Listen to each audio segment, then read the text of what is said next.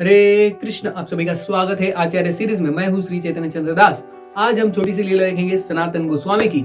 इस वीडियो को अंत तक देखिए और इसको ज्यादा से ज्यादा शेयर कीजिए और चैनल को सब्सक्राइब कीजिए।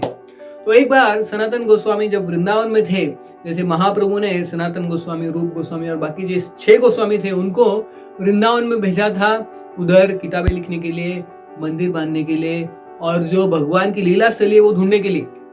तो ऐसे ही सनातन गोस्वामी व्रज में रहते थे और उधर भ्रमण करते थे। सारे 6 गोस्वामी जो थे हर रोज अलग अलग पेड़ के नीचे सोते थे और दूसरे दिन दूसरे पेड़ के नीचे। तो ऐसे एक वैराग्य का जीवन जीते थे और किताबें लिखते थे। तो सनातन गोस्वामी सबसे सीनियर थे उसमें 6 गोस्वामियों से। तो सनातन गोस्वामी जब भी भ्रमण करते थे तो लोग उनको इतना चाहते थे व्रज में, वृंदावन में, क्योंकि सनातन गोस्वामी का जो स्वभाव था इतना अच्छा था कि लोग उनकी राह देखते थे, कब आएंगे हमारे गांव में सनातन गोस्वामी, कब आएंगे। तो सनातन गोस्वामी एक गांव से दूसरे गांव जाते थे तो पहले गांव के लोग रोने लगते थे कि सनातन गोस्वामी जा रहे हैं, तो उनको छोड़ने के लिए गांव के बाहर तक आते थे। और फिर सनातन गोस्वामी जब दूसरे गांव जाते थे उधर के लोग वो बाउंड्री तक आते थे उनको रिसीव करने के लिए।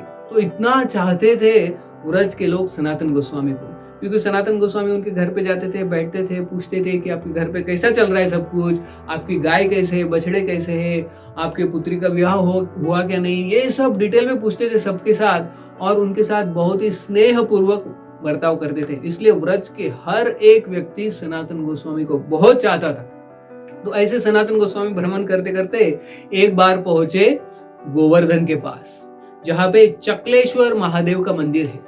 तो गोवर्धन के पास चक्लेश्वर महादेव का मंदिर है और उसके पास में ही उस समय सनातन गोस्वामी गए और एक पेड़ के नीचे वो बैठे।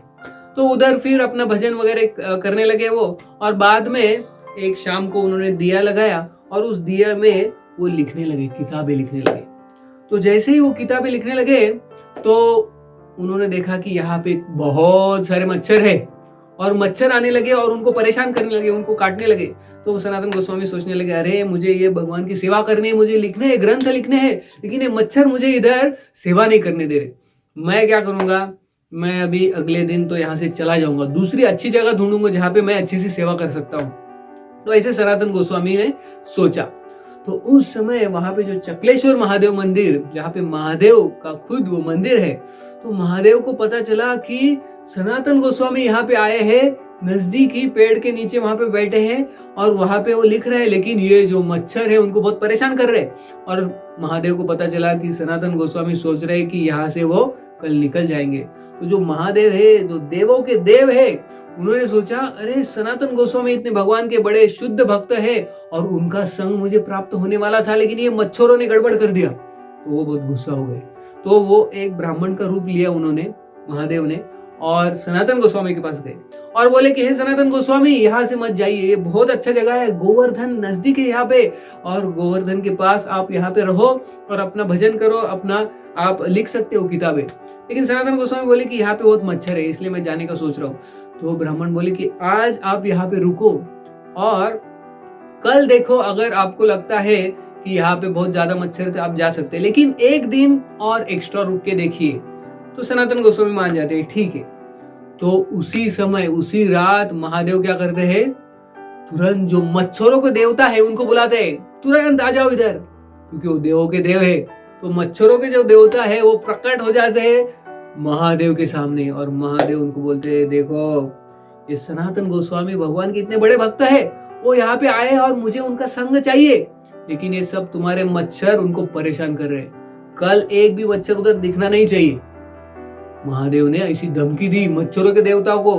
नहीं तो महादेव बोले, मेरा त्रिशूल दिख रहा है ना, तो मच्छरों के देवता बोले, ये क्षमा करो, क्षमा करो, कल एक भी मच्छर यहाँ पे दिखेगा नहीं, सनातन गोस्वामी को परेशान नहीं करेगा।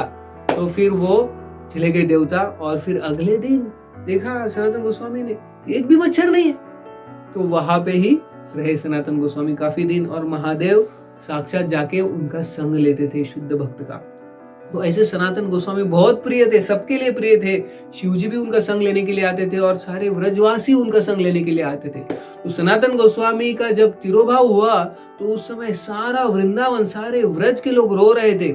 आज तक जो गुरु पूर्णिमा होता है, जिस दिन सनातन गोस्वामी भगवान के धाम गए, उस दिन लाखों करोड़ों लोग वहां पे आते हैं वृंदावन में और गोवर्धन का परिक्रमा करते हैं सनातन गोस्वामी के स्मृति में। तो ऐसे से सनातन गोस्वामी जो बहुत ही प्रिय थे सबके लिए, तो साक्षात शिव जी भी उनका संग चाहते थे। तो इस लीला से आप क्या सीखते हैं, आप जरूर कमेंट बॉक्स में जरूर लिखिए। What I learn from this lesson, please write down in the comments. Thank you very much. Hare Krishna.